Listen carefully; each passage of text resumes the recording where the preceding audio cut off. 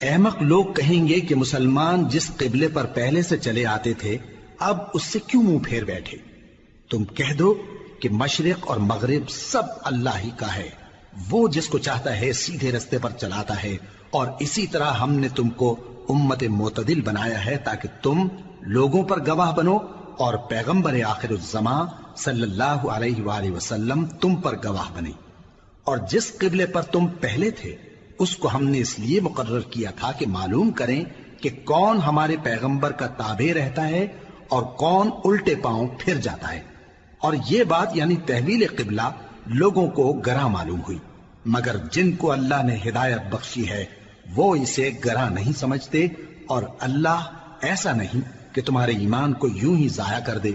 اللہ تو لوگوں پر بڑا مہربان ہے، صاحب رحمت ہے۔ اے پیغمبر صلی اللہ علیہ وآلہ وسلم، ہم تمہارا آسمان کی طرف منہ اٹھانا دیکھ رہے ہیں، سو ہم تم کو اسی قبلے کی طرف جس کو تم پسند کرتے ہو منہ کرنے کا حکم دیں گے۔ تو اپنا منہ مسجد حرام یعنی خانہ کعبہ کی طرف پھیر لو، اور تم لوگ جہاں ہوا کرو نماز پڑھنے کے وقت اسی مسجد کی طرف منہ کر لیا کرو۔ اور جن لوگوں کو کتاب دی گئی ہے وہ خوب جانتے ہیں کہ یہ نیا قبلہ ان کے پروردگار کی طرف سے حق ہے، اور جو کام یہ لوگ کرتے ہیں اللہ ان سے بے خبر نہیں۔ اور اگر تم ان اہل کتاب کے پاس تمام نشانیاں بھی لے کر آؤ تو بھی یہ تمہارے قبلے کی پیروی نہ کریں، اور تم بھی ان کے قبلے کی پیروی کرنے والے نہیں ہو، اور ان میں سے بھی بعض کے قبلے کے پیرو نہیں۔ اور اگر تم باوجود اس کے کہ تمہارے پاس علم یعنی اللہ کا حکم آ چکا ہے ان کی خواہشوں کے پیچھے چلو گے تو ظالموں میں ہو جاؤ گے۔ جن لوگوں کو ہم نے کتاب دی ہے وہ ان پیغمبر آخر الزماں صلی اللہ علیہ وآلہ وسلم کو اس طرح پہچانتے ہیں جس طرح اپنے بیٹوں کو پہچانا کرتے ہیں، مگر ایک فریق ان میں سے سچی بات کو جان بوجھ کر چھپا رہا ہے۔ اے پیغمبر صلی اللہ علیہ وآلہ وسلم، یہ نیا قبلہ تمہارے پروردگار کی طرف سے حق ہے، تو تم ہرگز شک کرنے والوں میں نہ ہونا، اور ہر ایک شخص کے لیے ایک سمت مقرر ہے جدھر وہ عبادت کے وقت منہ کیا کرتا ہے، تو تم نیکیوں میں سبقت حاصل کرو۔ تم جہاں ہوگے اللہ تم سب کو جمع کرے گا، بے شک اللہ ہر چیز پر قادر ہے۔ اور تم جہاں سے نکلو نماز میں اپنا منہ مسجد حرام کی طرف کر لیا کرو، بے شبہ یہ تمہارے پروردگار کی طرف سے حق ہے، اور تم لوگ جو کچھ کرتے ہو اللہ اس سے بے خبر نہیں۔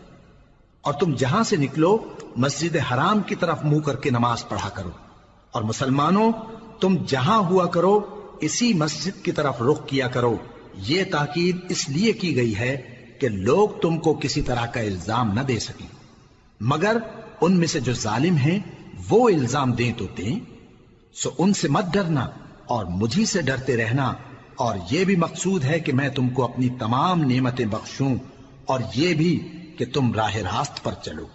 جس طرح من جملہ اور نعمتوں کے ہم نے تمہیں میں سے ایک رسول بھیجے ہیں جو تم کو ہماری آیتیں پڑھ پڑھ کر سناتے اور تمہیں پاک بناتے، اور کتاب یعنی قرآن اور دانائی سکھاتے ہیں، اور ایسی باتیں بتاتے ہیں جو تم پہلے نہیں جانتے تھے، سو تم مجھے یاد کیا کرو، میں تمہیں یاد کیا کروں گا، اور میرا احسان مانتے رہنا اور میری ناشکری نہ کرنا۔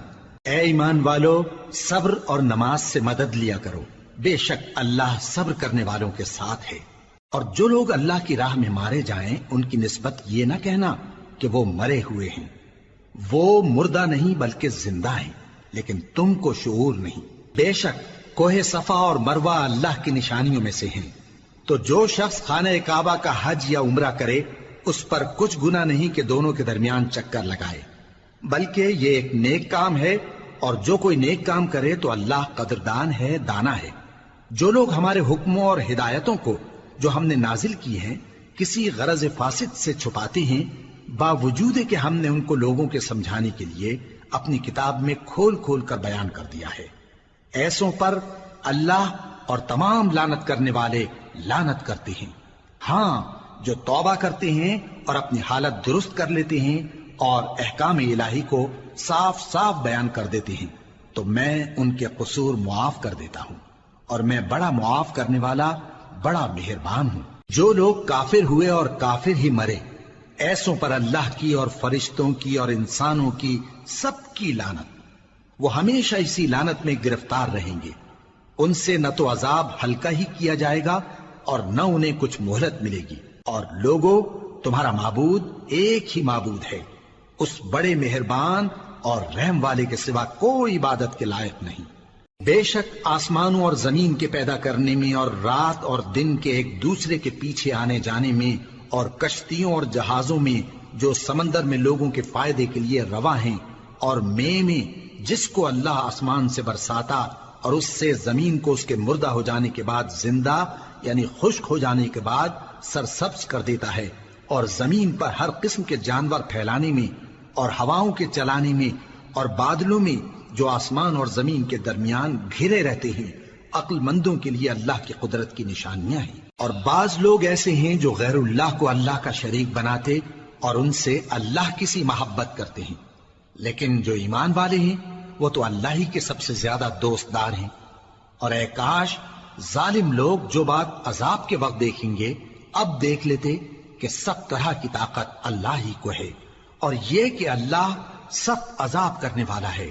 اس دن کفر کے پیشوا اپنے پیروں سے بیزاری ظاہر کریں گے اور دونوں عذاب الہی دیکھ لیں گے اور ان کے آپس کے تعلقات منقطع ہو جائیں گے۔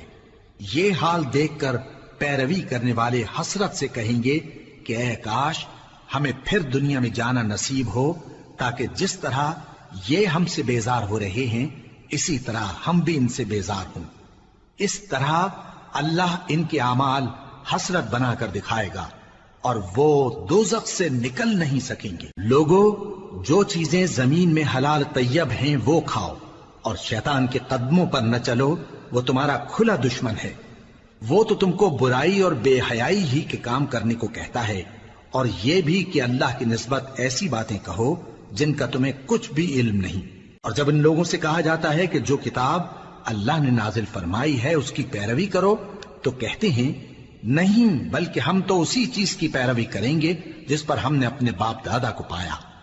بھلا اگرچہ ان کے باپ دادا نہ کچھ سمجھتے ہوں اور نہ سیدھے رستے پر ہوں، تب بھی وہ انہی کی تقلید کیے جائیں گے۔ جو لوگ کافر ہیں ان کی مثال اس شخص کی سی ہے جو کسی ایسی چیز کو آواز دے جو پکار اور آواز کے سوا کچھ سن نہ سکے۔ یہ بہرے ہیں، گونگے ہیں، اندھے ہیں کہ کچھ سمجھ ہی نہیں سکتے۔ اے اہل ایمان، جو پاکیزہ چیزیں ہم نے تم کو عطا فرمائی ہیں ان کو کھاؤ، اور اگر اللہ ہی کے بندے ہو تو اس کی نعمتوں کا شکر بھی ادا کرو۔ اس نے تو تم پر بس مرا ہوا جانور اور لہو اور سور کا گوشت اور جس چیز پر اللہ کے سوا کسی اور کا نام پکارا جائے حرام کر دیا ہے۔ ہاں، جو مجبور ہو جائے بشرطے کہ اللہ کی نافرمانی نہ کرے اور حد ضرورت سے باہر نہ نکل جائے، اس پر کچھ گناہ نہیں۔ بے شک اللہ بخشنے والا ہے، رحم کرنے والا ہے۔ جو لوگ اللہ کی کتاب سے ان آیتوں اور ہدایتوں کو جو اس نے نازل فرمائی ہیں چھپاتے اور ان کے بدلے تھوڑی سی قیمت یعنی دنیاوی منفعت حاصل کرتے ہیں، وہ اپنے پیٹوں میں محض آگ بھرتے ہیں۔ ایسے لوگوں سے اللہ قیامت کے دن نہ کلام کرے گا اور نہ ان کو گناہوں سے پاک کرے گا، اور ان کے لیے دکھ دینے والا عذاب ہے۔ یہ وہ لوگ ہیں جنہوں نے ہدایت چھوڑ کر گمراہی اور بخشش چھوڑ کر عذاب خرید لیا۔ یہ آتش جہنم کی کیسی برداشت کرنے والے ہیں۔ یہ اس لیے کہ اللہ نے کتاب سچائی کے ساتھ نازل فرمائی، اور جن لوگوں نے اس کتاب میں اختلاف کیا وہ ضد میں آ کر نیکی سے دور ہو گئے ہیں۔ نیکی یہی نہیں کہ تم مشرق و مغرب کو قبلہ سمجھ کر ان کی طرف منہ کر لو، بلکہ نیکی یہ ہے کہ لوگ اللہ پر اور روز آخر پر اور فرشتوں پر اور اللہ کی کتاب پر اور پیغمبروں پر ایمان لائیں، اور مال باوجود عزیز رکھنے کے رشتہ داروں اور یتیموں اور محتاجوں اور مسافروں اور مانگنے والوں کو دیں، اور گردنوں کے چھڑانے میں خرچ کریں، اور نماز پڑھیں اور زکوٰۃ دیں، اور جب عہد کر لیں تو اس کو پورا کریں، اور سختی اور تکلیف میں اور جنگ کے وقت ثابت قدم رہیں۔ یہی لوگ ہیں جو ایمان میں سچے ہیں، اور یہی ہیں جو اللہ سے ڈرنے والے ہیں۔ مومنوں، تم کو مقتولوں کے بارے میں قصاص یعنی خون کے بدلے خون کا حکم دیا جاتا ہے، اس طرح پر کہ آزاد کے بدلے آزاد مارا جائے اور غلام کے بدلے غلام اور عورت کے بدلے عورت۔ اور اگر قاتل کو اس کے مقتول بھائی کے قصاص میں سے کچھ معاف کر دیا جائے تو وارث مقتول کو پسندیدہ طریق سے قرارداد کی پیروی یعنی مطالبہ خون بہا کرنا اور قاتل کو خوشخوئی کے ساتھ ادا کرنا چاہیے۔ یہ تمہارے پروردگار کی طرف سے تمہارے لیے آسانی اور مہربانی ہے۔ اب جو اس کے بعد زیادتی کرے اس کے لیے دکھ کا عذاب ہے۔ اور اے اہل عقل، حکم قصاص میں تمہاری زندگانی ہے کہ تم قتل و خونریزی سے بچو۔ تم پر فرض کیا جاتا ہے کہ جب تم میں سے کسی کو موت کا وقت آ جائے تو اگر وہ کچھ مال چھوڑ جانے والا ہو تو ماں باپ اور رشتہ داروں کے لیے دستور کے مطابق وصیت کر جائے۔ اللہ سے ڈرنے والوں پر یہ ایک حق ہے۔ پھر جو شخص وصیت کو سننے کے بعد اس کو بدل ڈالے تو اس کے بدلنے کا گناہ انہی لوگوں پر ہے جو اس کو بدلیں، اور بے شک اللہ سنتا جانتا ہے۔ اب اگر کسی کو وصیت کرنے والے کی طرف سے کسی وارث کی طرفداری یا حق تلفی کا اندیشہ ہو تو اگر وہ وصیت کو بدل کر وارثوں میں صلح کرا دے تو اس پر کچھ گناہ نہیں، بے شک اللہ بخشنے والا ہے، رحم والا ہے۔ مومنو، تم پر روزے فرض کیے گئے ہیں جس طرح تم سے پہلے لوگوں پر فرض کیے گئے تھے تاکہ تم پرہیزگار بنو۔ روزوں کے دن گنتی کے چند روز ہیں، تو جو شخص تم میں سے بیمار ہو یا سفر میں ہو تو دوسرے دنوں میں روزوں کا شمار پورا کر لے۔ اور جو لوگ روزہ رکھنے کی طاقت رکھیں لیکن رکھیں نہیں، وہ روزے کے بدلے محتاج کو کھانا کھلا دیں۔ اور جو کوئی اپنی مرضی سے زیادہ نیکی کرے تو اس کے حق میں زیادہ اچھا ہے، اور اگر سمجھو تو روزہ رکھنا ہی تمہارے حق میں بہتر ہے۔ روزوں کا مہینہ رمضان کا مہینہ ہے جس میں قرآن اول نازل ہوا جو لوگوں کا رہنما ہے اور جس میں ہدایت کی کھلی نشانیاں ہیں اور جو حق و باطل کو الگ الگ کرنے والا ہے۔ تو جو کوئی تم میں سے اس مہینے میں موجود ہو چاہیے کہ پورے مہینے کے روزے رکھے، اور جو بیمار ہو یا سفر میں ہو تو دوسرے دنوں میں روزے رکھ کر ان کا شمار پورا کر لے۔ اللہ تمہارے حق میں آسانی چاہتا ہے اور سختی نہیں چاہتا، اور یہ آسانی کا حکم اس لیے دیا گیا ہے کہ تم روزوں کا شمار پورا کر لو، اور اس احسان کے بدلے کہ اللہ نے تم کو ہدایت بخشی ہے تم اس کو بزرگی سے یاد کرو اور اس کا شکر کرو۔ اور اے پیغمبر، جب تم سے میرے بندے میرے بارے میں دریافت کریں تو انہیں معلوم ہو کہ میں تو تمہارے پاس ہی ہوں۔ جب کوئی پکارنے والا مجھے پکارتا ہے تو میں اس کی دعا قبول کرتا ہوں، تو ان کو چاہیے کہ میرے حکموں کو مانیں اور مجھ پر ایمان رکھیں تاکہ نیک رستہ پائیں۔ روزوں کی راتوں میں تمہارے لیے اپنی عورتوں کے پاس جانا جائز کر دیا گیا ہے، وہ تمہاری پوشاک ہیں اور تم ان کی پوشاک ہو۔ اللہ کو معلوم ہے کہ تم ان کے پاس جانے سے اپنے حق میں خیانت کرتے تھے، سو اس نے تم پر مہربانی کی اور تمہاری حرکات سے درگزر فرمائی، تو اب تم کو اختیار ہے کہ ان سے مباشرت کرو۔ اور اللہ نے جو چیز تمہارے لیے لکھ رکھی ہے یعنی اولاد، اس کو اللہ سے طلب کرو اور کھاؤ اور پیو یہاں تک کہ صبح کی سفید دھاری رات کی سیاہ دھاری سے الگ نظر آنے لگے، پھر روزہ رکھ کر رات تک پورا کرو۔ اور جب تم مسجدوں میں اعتکاف بیٹھتے ہو تو ان سے مباشرت نہ کرو، یہ اللہ کی حدیں ہیں، ان کے پاس نہ جانا۔ اسی طرح اللہ اپنی آیتیں لوگوں کے سمجھانے کے لیے کھول کھول کر بیان فرماتا ہے تاکہ وہ پرہیزگار بنے۔ اور آپس میں ایک دوسرے کا مال ناحق نہ کھاؤ اور نہ اس کو رشوتاً حاکموں کے پاس پہنچاؤ تاکہ لوگوں کے مال کا کچھ حصہ ناجائز طور پر کھا جاؤ، اور اسے تم جانتے بھی ہو۔ اے پیغمبر، لوگ تم سے نئے چاند کے بارے میں دریافت کرتے ہیں کہ گھٹتا بڑھتا کیوں ہے۔ کہہ دو کہ وہ لوگوں کے کاموں کی میعادیں اور حج کے وقت معلوم ہونے کا ذریعہ ہے، اور نیکی اس بات میں نہیں کہ احرام کی حالت میں گھروں میں ان کے پچھواڑے کی طرف سے آؤ، بلکہ نیکوکار وہ ہے جو پرہیزگار ہو، اور گھروں میں ان کے دروازوں سے آیا کرو اور اللہ سے ڈرتے رہو تاکہ کامیاب ہو جاؤ۔ اور جو لوگ تم سے لڑتے ہیں تم بھی اللہ کی راہ میں ان سے لڑو، مگر زیادتی نہ کرنا کہ اللہ زیادتی کرنے والوں کو دوست نہیں رکھتا۔ اور ان کو جہاں پاؤ قتل کر دو، اور جہاں سے انہوں نے تم کو نکالا ہے یعنی مکے سے، وہاں سے تم بھی ان کو نکال دو۔ اور دین سے گمراہ کرنے کا فساد قتل و خونریزی سے کہیں بڑھ کر ہے۔ اور جب تک وہ تم سے مسجد حرام یعنی خانہ کعبہ کے پاس نہ لڑیں تم بھی وہاں ان سے نہ لڑنا۔ ہاں، اگر وہ تم سے لڑیں تو تم ان کو قتل کر ڈالو، کافروں کی یہی سزا ہے۔ پھر اگر وہ باز آ جائیں تو اللہ بخشنے والا ہے، رحم کرنے والا ہے۔ اور ان سے اس وقت تک لڑتے رہنا کہ فساد نابود ہو جائے اور ملک میں اللہ ہی کا دین غالب ہو جائے۔ پھر اگر وہ فساد سے باز آ جائیں تو ظالموں کے سوا کسی پر زیادتی نہیں کرنی چاہیے۔ ادب کا مہینہ ادب کے مہینے کے مقابل ہے، اور ادب کی چیزیں ایک دوسرے کا بدلہ ہیں۔ پس اگر کوئی تم پر زیادتی کرے تو جیسی زیادتی وہ تم پر کرے ویسی ہی تم اس پر کرو، اور اللہ سے ڈرتے رہو اور جان رکھو کہ اللہ ڈرنے والوں کے ساتھ ہے۔ اور اللہ کی راہ میں مال خرچ کرو اور اپنے آپ کو ہلاکت میں نہ ڈالو، اور نیکی کرو، بے شک اللہ نیکی کرنے والوں کو دوست رکھتا ہے۔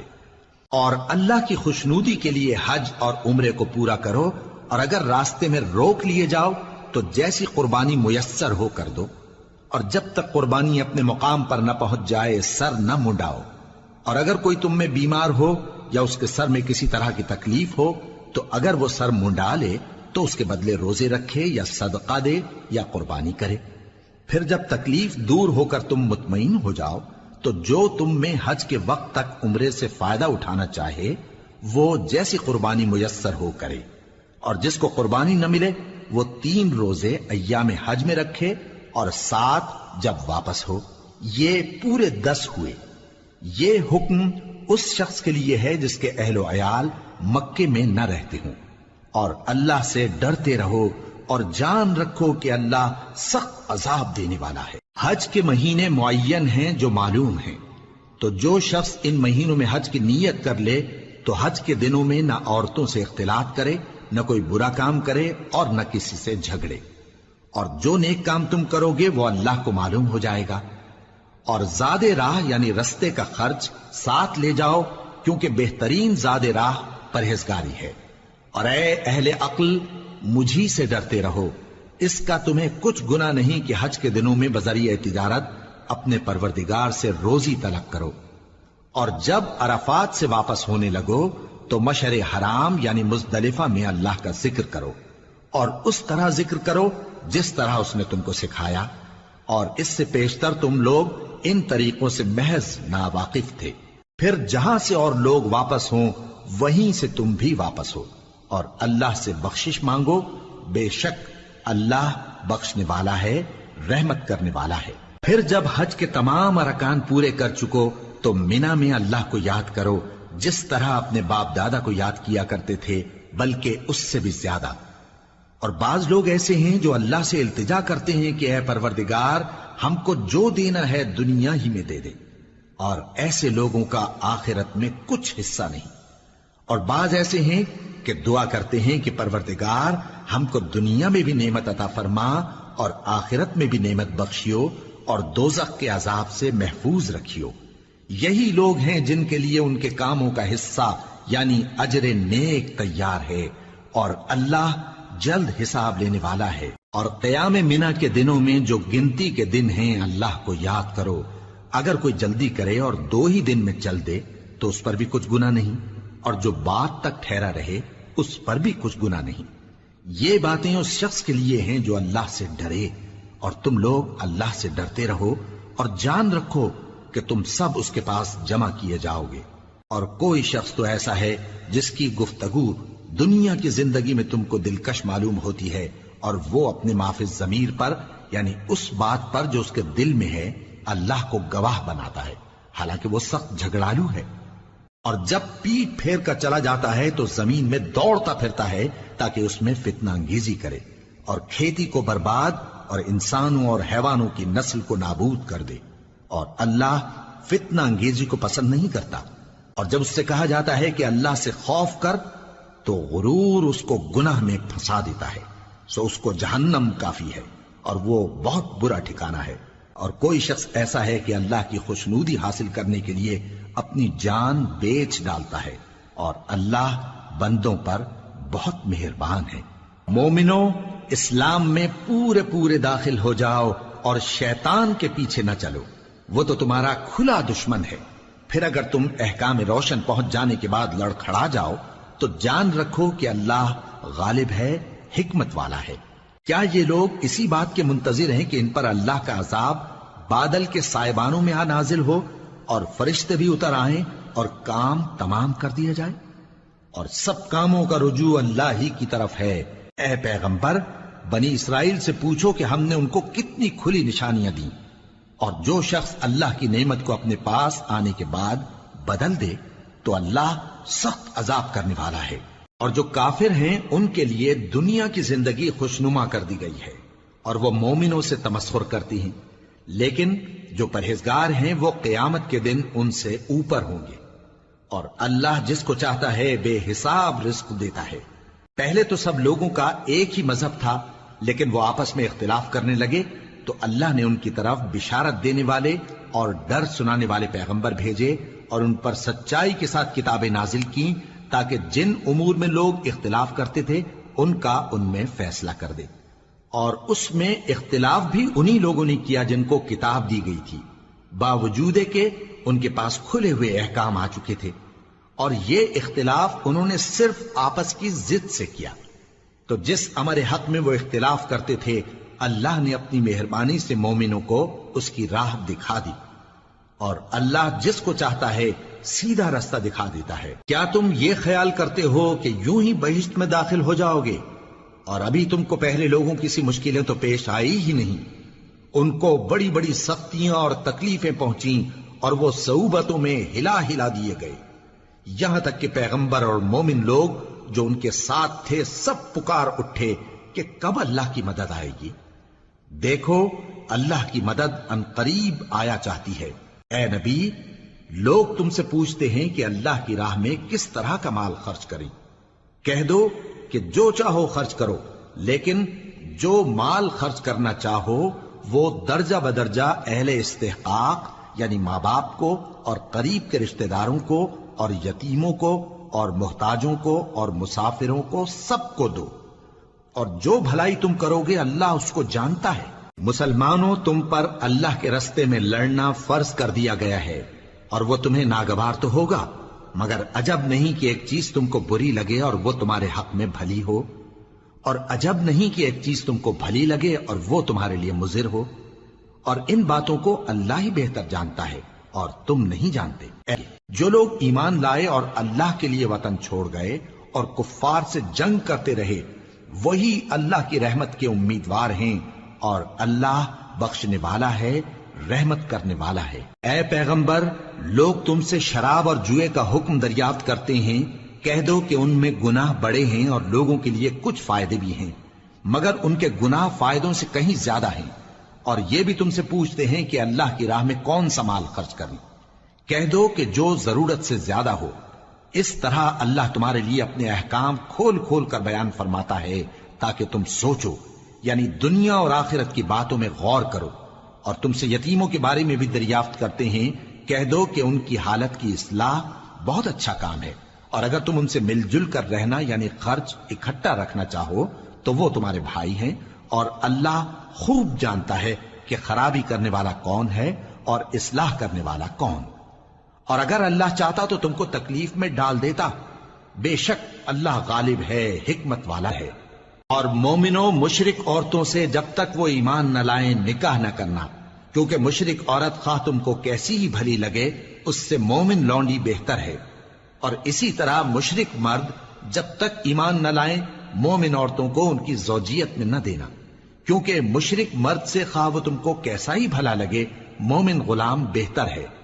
یہ مشرک لوگوں کو دوزخ کی طرف بلاتے ہیں، اور اللہ اپنی مہربانی سے بہشت اور بخشش کی طرف بلاتا ہے، اور اپنے حکم لوگوں سے کھول کھول کر بیان کرتا ہے تاکہ نصیحت حاصل کریں۔ اور تم سے حیض کے بارے میں دریافت کرتے ہیں، کہہ دو وہ تو نجاست ہے، سو ایام حیض میں عورتوں سے کنارہ کش رہو، اور جب تک وہ پاک نہ ہو جائیں ان سے مقاربت نہ کرو۔ ہاں، جب وہ پاک ہو جائیں تو جس طریق سے اللہ نے تمہیں ارشاد فرمایا ہے ان کے پاس جاؤ، کچھ شک نہیں کہ اللہ توبہ کرنے والوں اور پاک صاف رہنے والوں کو دوست رکھتا ہے۔ تمہاری عورتیں تمہاری کھیتی ہیں، تو اپنی کھیتی میں جس طرح چاہو جاؤ، اور اپنے لیے نیک عمل آگے بھیجو، اور اللہ سے ڈرتے رہو، اور جان رکھو کہ ایک دن تمہیں اس کے روبرو حاضر ہونا ہے۔ اور اے پیغمبر، ایمان والوں کو بشارت سنا دو، اور اللہ کے نام کو اس بات کا ہیلا نہ بنانا کہ اس کی قسمیں کھا کھا کر سلوک کرنے اور پرہیزگاری کرنے اور لوگوں میں صلح و سازگاری کرانے سے رک جاؤ، اور اللہ سب کچھ سنتا ہے، جانتا ہے۔ اللہ تمہاری لغو قسموں پر تم سے مواخذہ نہیں کرے گا، لیکن جو قسمیں تم قصد دلی سے کھاؤ گے ان پر مواخذہ کرے گا، اور اللہ بخشنے والا ہے، بردبار ہے۔ جو لوگ اپنی عورتوں کے پاس جانے کی قسم کھا لیں ان کو 4 مہینے تک انتظار کرنا چاہیے۔ اگر اس عرصے میں قسم سے رجوع کر لیں تو اللہ بخشنے والا ہے، مہربان ہے، اور اگر طلاق کا ارادہ کر لیں تو بھی اللہ سنتا ہے، جانتا ہے۔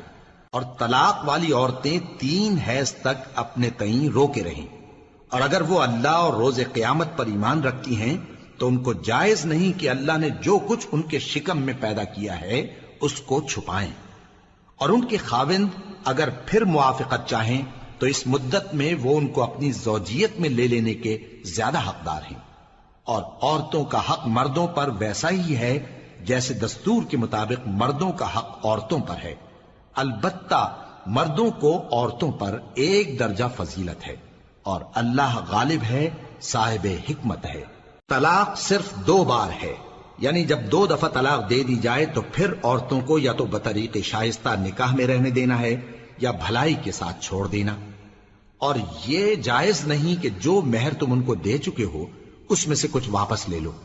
ہاں، اگر زن و شوہر کو خوف ہو کہ وہ اللہ کی حدوں کو قائم نہیں رکھ سکیں گے تو اگر عورت خاوند کے ہاتھ سے رہائی پانے کے بدلے میں کچھ دے ڈالے تو دونوں پر کچھ گناہ نہیں۔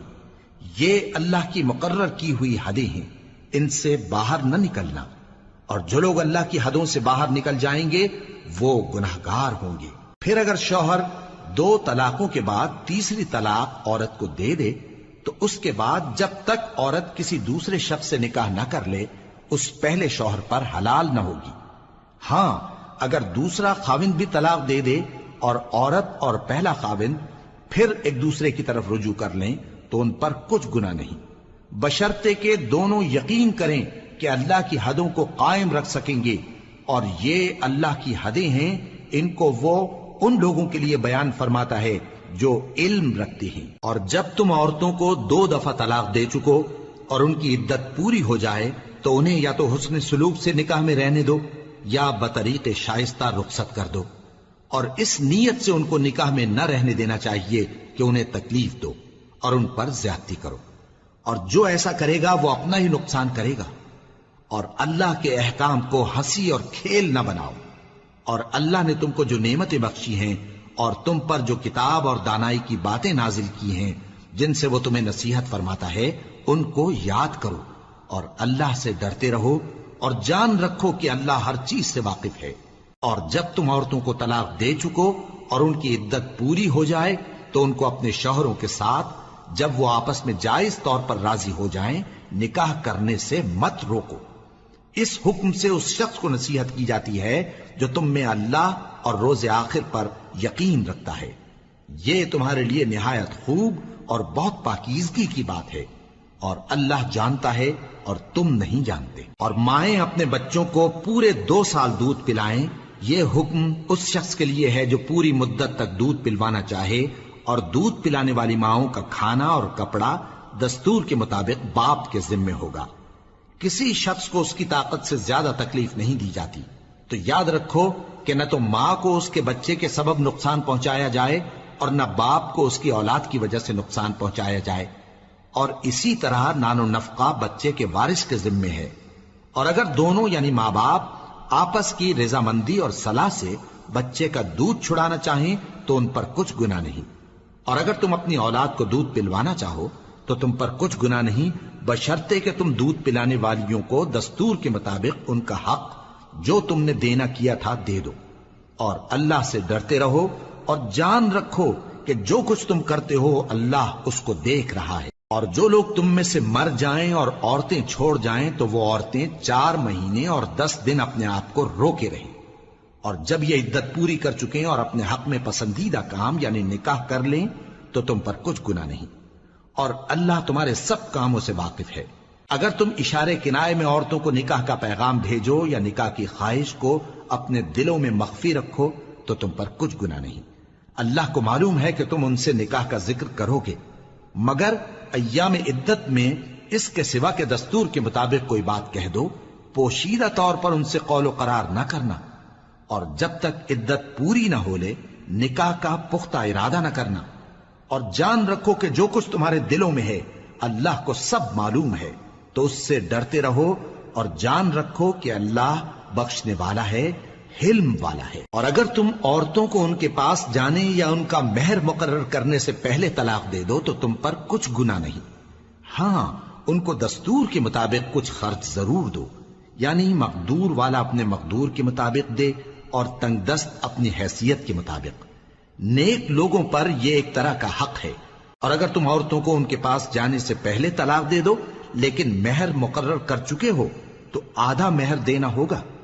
ہاں اگر عورتیں مہر بخش دیں یا مرد جن کے ہاتھ میں عقد نکاح ہے اپنا حق چھوڑ دیں اور پورا مہر دے دیں تو ان کو اختیار ہے۔ اور اگر تم مرد لوگ ہی اپنا حق چھوڑ دو تو یہ پرہیزگاری کی بات ہے، اور آپس میں بھلائی کرنے کو فراموش نہ کرنا۔ کچھ شک نہیں کہ اللہ تمہارے سب کاموں کو دیکھ رہا ہے۔ مسلمانوں، سب نمازیں خصوصاً بیچ کی نماز یعنی نماز عصر پورے اہتمام کے ساتھ ادا کرتے رہو اور اللہ کے آگے ادب سے کھڑے رہا کرو۔ پھر اگر تم خوف کی حالت میں ہو تو پیادے یا سوار جس حال میں ہو نماز پڑھ لو۔ پھر جب امن و اطمینان ہو جائے تو جس طریق سے اللہ نے تم کو سکھایا ہے جو تم پہلے نہیں جانتے تھے اللہ کو یاد کرو۔ اور جو لوگ تم میں سے مر جائیں اور عورتیں چھوڑ جائیں وہ اپنی عورتوں کے حق میں وصیت کر جائیں کہ ان کو 1 سال تک خرچ دیا جائے اور گھر سے نہ نکالی جائیں۔ ہاں اگر وہ خود گھر سے چلی جائیں اور اپنے حق میں پسندیدہ کام یعنی نکاح کر لیں تو تم پر کچھ گناہ نہیں، اور اللہ زبردست ہے، حکمت والا ہے۔ اور مطلقہ عورتوں کو بھی دستور کے مطابق نان و نفقہ دینا چاہیے، پرہیزگاروں پر یہ بھی حق ہے۔ اسی طرح اللہ اپنے احکام تمہارے لیے بیان فرماتا ہے تاکہ تم سمجھو۔ بھلا تم نے ان لوگوں کو نہیں دیکھا جو شمار میں ہزاروں ہی تھے اور موت کے ڈر سے اپنے گھروں سے نکل بھاگے تھے؟ تو اللہ نے ان کو حکم دیا کہ مر جاؤ، پھر ان کو زندہ بھی کر دیا۔ کچھ شک نہیں کہ اللہ لوگوں پر مہربانی رکھتا ہے، لیکن اکثر لوگ شکر نہیں کرتے۔ اور مسلمانوں، اللہ کی راہ میں جہاد کرو اور جان رکھو کہ اللہ سب کچھ سنتا ہے، سب کچھ جانتا ہے۔ کون ہے کہ اللہ کو قرض حسنہ دے کہ وہ اس کے بدلے اس کو کئی گنا زیادہ دے گا؟ اور اللہ ہی روزی کو تنگ کرتا اور وہی اسے کشادہ کرتا ہے، اور تم اسی کی طرف لوٹ کر جاؤ گے۔ بھلا تم نے بنی اسرائیل کی ایک جماعت کو نہیں دیکھا جس نے موسیٰ کے بعد اپنے پیغمبر سے کہا کہ آپ ہمارے لیے ایک بادشاہ مقرر کر دیں تاکہ ہم اللہ کی راہ میں جہاد کریں؟ پیغمبر نے کہا کہ اگر تم کو جہاد کا حکم دیا جائے تو ایسا تو نہیں کہ لڑنے سے پہلو تہی کرو۔ وہ کہنے لگے کہ ہم اللہ کی راہ میں کیوں نہ لڑیں گے جبکہ ہم وطن سے خارج اور بال بچوں سے جدا کر دیے گئے۔